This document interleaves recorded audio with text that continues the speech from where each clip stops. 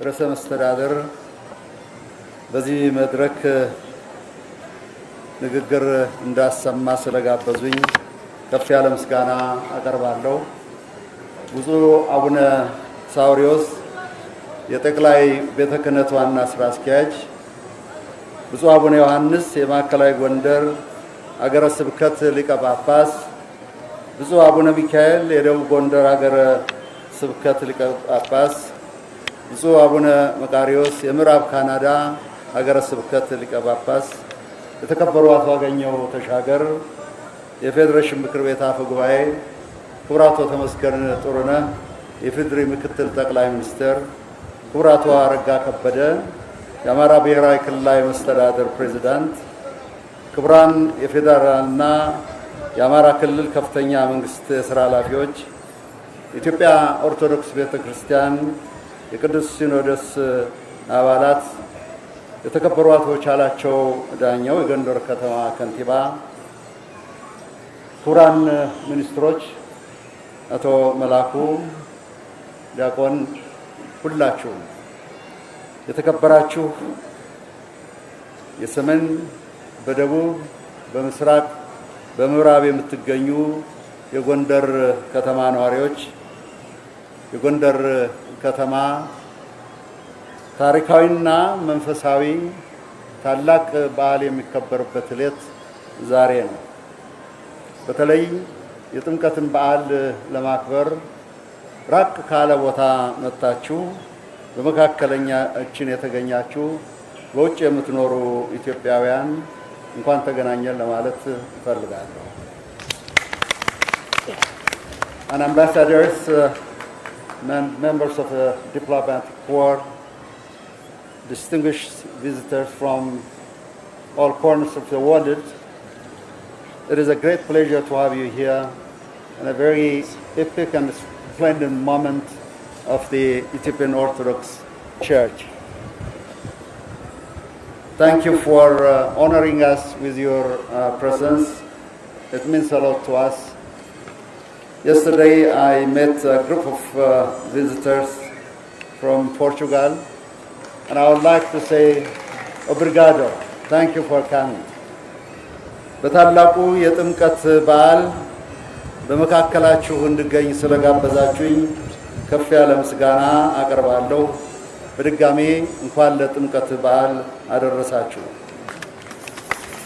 የሃይማኖቱን እና የበዓሉን በረከትና ትርጉም ለክርስትና እምነት ያለውን ዋልታና የብርሃን ቀንዲል ለምእመናን የሚዋጀውን የመዳንና የተስፋ ብስራት አበው አባቶች፣ ሊቃውንት፣ ቀሳውስት፣ መምህራን፣ የሰንበት ትምህርት ቤት ተማሪዎች፣ መዘምራን በቃለ ሕይወት ትምህርታቸው በቡራኪያቸው በምስጋና መዝሙራቸው ስለገለጡልን ምስጋና ይድረሳችሁ እላለሁ። ቀደም ሊቀ ሊቃውንት ዕዝራ ትልቅ አብነት ያለው ትምህርት ሰጡን። አንዳንድ የረሳነው ሰዎችንም አስታወሱ። ሁለት ነገር ይዣለሁኝ ሊቀ ሊቃውንት። አንደኛ በዚህ ከተማ ያልተመላለሱ ነገስታት አልነበሩ። ታላቁ ሊቅ አለቃ ዶክተር አየለ የዶክተሬት ዲግሪያቸውን ሲቀበሉ ንጉሱ እዚህ መጥተው ነበር። ታላቅ ፍስሐ ደስታ ሆነ። ግንቡንም ተመልክተውት አለፉ። የፈረሰውንም የደከመውንም ሁሉ። በመቀጠል ንግስት ኤልሳቤጥ በኋላ ደግሞ ልጃቸው ልዕልት አን መጥተው ነበር። የደረሰን እድለኛ የነበር አንዳንድ ብርና አንዳንድ ሹራብ ተሸለም።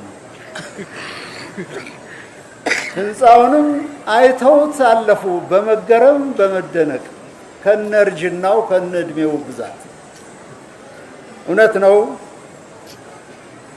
የታሪካችን የአንድነታችንና የሉዓላዊነታችን የጽናታችን መሰረት ከሆኑት ጥቂት ከተሞች መካከል ይህ የጥበብ የእውቀት የደግነት ከሁሉም በላይ ስለ ኢትዮጵያዊነት ምስክር መስጠት የሚቻልበት ታላቅ ከተማ አልፎ ሀጅ ያጋጠመው እንጂ አስተዋይ አልነበረው። ስለዚህ ዘመኑ የምንመለከትበትና የምናይበት ነው ለማለት ነው። ሁለተኛው ሊቃውንት ዕዝራ ባህሩንም ለሁለት ከፈለው። ባህርም ይሄዳልም ይሸሻልም ይመለሳልም አለ። በዚህ ዘመን ለኔ የሚሰጠኝ ትርጉም ባለዓለማዊው ከፍ ያለ ስለሆነ ትምህርቱ ገብቶኛል። የጎንደርን ስነ ጥበብ ኪነ ህንፃ መለኮታዊ ትምህርትና ዕውቀት የሚታይ የሚዳሰስ አብዝቶም የሚነበብ የሚጎበኝ በመሆኑ መመርመር ማሰላሰል ጥልቅ የእውቀት ቦታ ስለሆነ የሁላችንም ተግባር ነው። ኢትዮጵያውያን ተመራማሪዎች፣ የውጭ ሀገር ተጓዦች፣ አሳሾች በዚህ ከተማ ቅድም እንዳልነው በዚህ ታላቅ ደብር ተመላልሰዋል። እጹብ ድንቅ ጉባኤ ብለው አድንቀዋል። ስለ ጎንደር ሕዝብ የሰጡትን ምስክርነት ጥቂት ልበል፣ ታገሱ። አንደኛ፣ የጎንደር ማህበረሰብ እንደሌላው ኢትዮጵያዊ ሁሉ ለሰው ልጅ ከበሬታ ያለው፣ ለሰው ልጅ ሕይወት የሚጨነቅ አፍቃሪም ሰው ወዳድም ነው። ስለዚህ አባቶች ይህን በጎ ባህል ማስቀጠል ተገቢ ነው እላለሁ። ሁለተኛው የኢትዮጵያዊነት መገለጫው የተረጋጋ ስክነትና አስተውሎት ያለው መሆኑ ነው።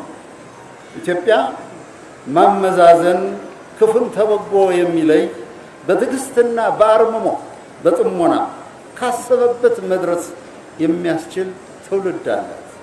በመሆኑም ይህንን የመድህን መንገድ እንከተል ዘንድ እና ለማው ዘንድ ጸሎታችሁ አይለይ። ሶስተኛው ሁሉም ኢትዮጵያዊ እውነትን ይወዳል። ለሐቅና ለኢትዮጵያዊነት ማተብ ተገዥ ነው። ኢትዮጵያዊነት ከፍ ስለሚያደርግ በሁለት እግራችን እንድንቆም አስችሎናል። ስለሆነም ይህ ጽናት እንዳይለያችሁ አደራ እላለሁ። አራተኛው ህዝባችን ቅድም እንዳልኩት ትዕግስተኛ፣ አስተዋይና በጀግንነት ውስጥ ቻይነት አለው። በመሆኑም ዛሬን ሳይሆን ነገንም ያያል። ስለዚህ አርቆ ማስተዋልን ዛሬን ብቻ ሳይሆን ነገንም መመልከት ታላቅ በረከት ስለሆነ ይህንን ደግሞ አጽንታችሁ መያዝ የተገባ ነው። ለእናንተም ለኢትዮጵያ ብርታትና ጽናትም ሲባል የኢትዮጵያ ህዝብ የመንግስትን ዋጋ ያውቃል። የመንግስት ስርዓት ያለው ነው። አዲስ ስሪት አገር አይደለም። በየዘመኑ እናጎሳቆለዋለን እንጂ በሺህ ዓመታት የሚጠቀስ የመንግስት ታሪክ ያለውና በሺህ ዓመታት የሚጠቀስ የዳበረ ዕውቀት እና ልህቀት ያለው ሀገር ነው። መንግስት መዋቅር ከሌለው፣ መንግስት ካልጠነከረ አበሳው ብዙ ነው። አበሳውን አዋኪዎች ቢሸከሙት እኮ ደግ ነበር። አበሳው ግን የሚደርሰው በህዝብ ላይ ነው። ስለዚህ ይሄን መንገድ የጽናት መንገድ የአስተውሎት መንገድ እንከተልላለሁ። በመጨረሻም ኢትዮጵያ አገራችሁ ብዙ እድሎችና ተስፋ ያላት ሀገር ናት። ሰልፏ በፍጥነት ከሚገሰግሱ ከሚራመዱ ጋር መሆን አለበት። የኋሊት ከሚሄዱ ሀገራት ጋር መሆን የለበትም ሰልፏ። ዘመኑ በተለይ አሁን ያለንበት ተገማች ያልሆነ የዓለም አቀፍ ትርምስና ትዕግስት ያልሰከነበት በመሆኑ እኛ ኢትዮጵያውያን መስከን ማስተዋል ይኖርብናል። ክፉን ከበጎ መለየት ይኖርብናል። በርካታ ጠላቶች አሏችሁ ኢትዮጵያውያን። አያሌዎች ናቸው። ቁመን እንድንሄድ አይፈልጉም። በአባቶች ጸሎት፣ በእናንተ በረከት፣ በልጆች ብርታትና ትግል እስከዛሬ ቀጥለናል። ይህ የሚታጠፍ ቃል አይሆንምና አብረን አንድ ላይ እንቁም ለማለት ነው።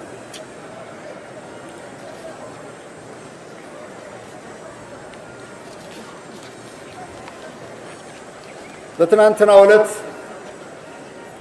የደብረ ብርሃን ሥላሴን ቤተክርስቲያን ትንሽ በእምነት መንገድም ትንሽ በትዝታም መንፈስ ለመጎብኘት እድል አጋጥሞኝ ነበር።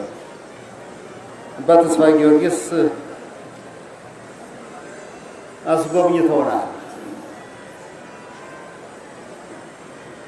ቤተክርስቲያኑን ሳየው የዓለም ሙዚየሞች የሚደመሙበት ስዕሉን እንደ ዕንቁ የሚመለከቱት የደብረ ብርሃን ሥላሴ ደክሟል። ልቤ ተሰበረ። በእኔ ዕድሜ እንኳን ቅዳሜና እሑድ ለማጥናት ወደዛ በምንሄድበት ጊዜ ጎልተው ይታዩ የነበሩ ስዕሎች ደብዝዘዋል። የስንፍናችን የትካዜያችን መለኪያ አድርጌ ወሰድኩ። ዓለም የሚጠበብበትን የሚደነቅበትን ይህንን እጃችን ላይ ያለ ሌላው የሌለውን እኛ ግን ከሩቅ ሆነው እንደ ዕንቁ የሚመለከቱትን እኛ ባዘቦት አለፍነው፣ ተከዝንበት። ስለዚህ አንድ ላይ ተሰባስበን ደብረ ብርሃን ሥላሴን እንደገና ወደ ድሮ ማዕረጉና ወጉን መልሰው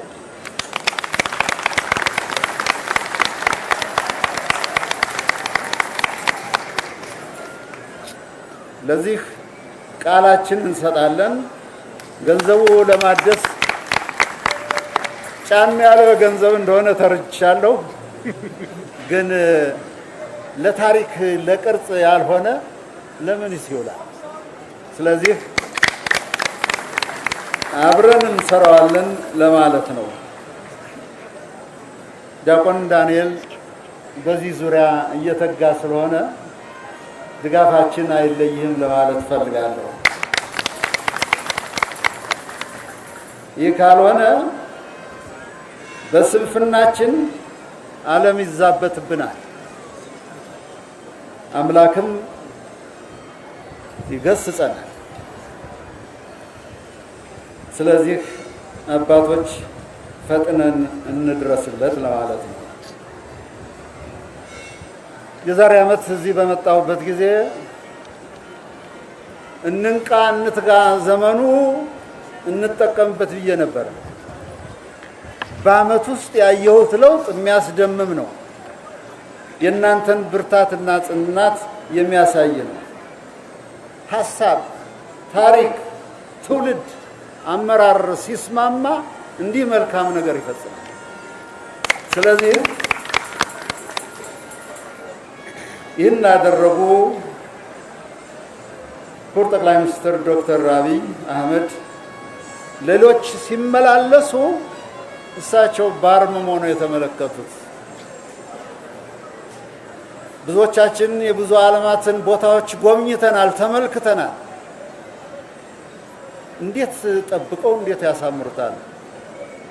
ቢያንስ እኒህ ቀደምት የዛሬ 400 500 ዓመታት ጥለውልን ያለፉትን መጠበቅ የትውልድና አደራና ኃላፊነት ስለሆነ ይኸው በዛ መንገድ ጸንተን እንቆማለን ለማለት ነው።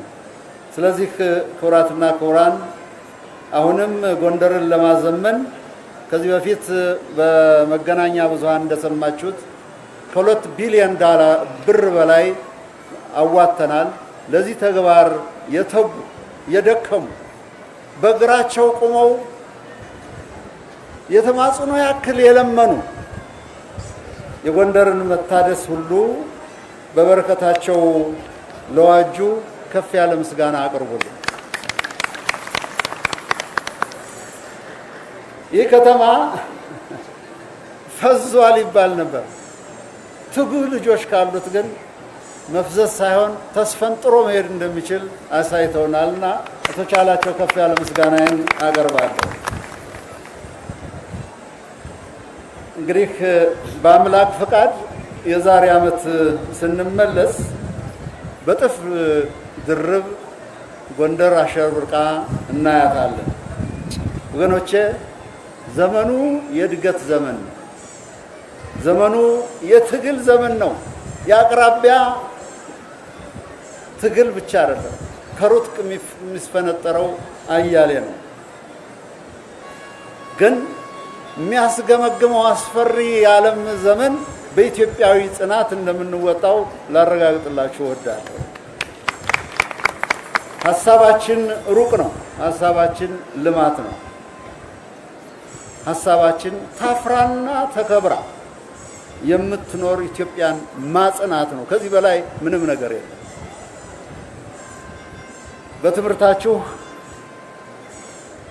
ሁሉ አመክሩ ወዘሰናይ አጽንዑ ተግብሩ ነው የምትሉት አይደል? ወገኖቼ ሁሉንም መርምሩ፣ እወቁ፣ አይቅርባችሁ። ግን መልካሙን ያዙ፣ በጎውን ያዙ። ኢትዮጵያ ለዘላለም ትኑር። አመሰግናለሁ። እንኳን አደረሳችሁ።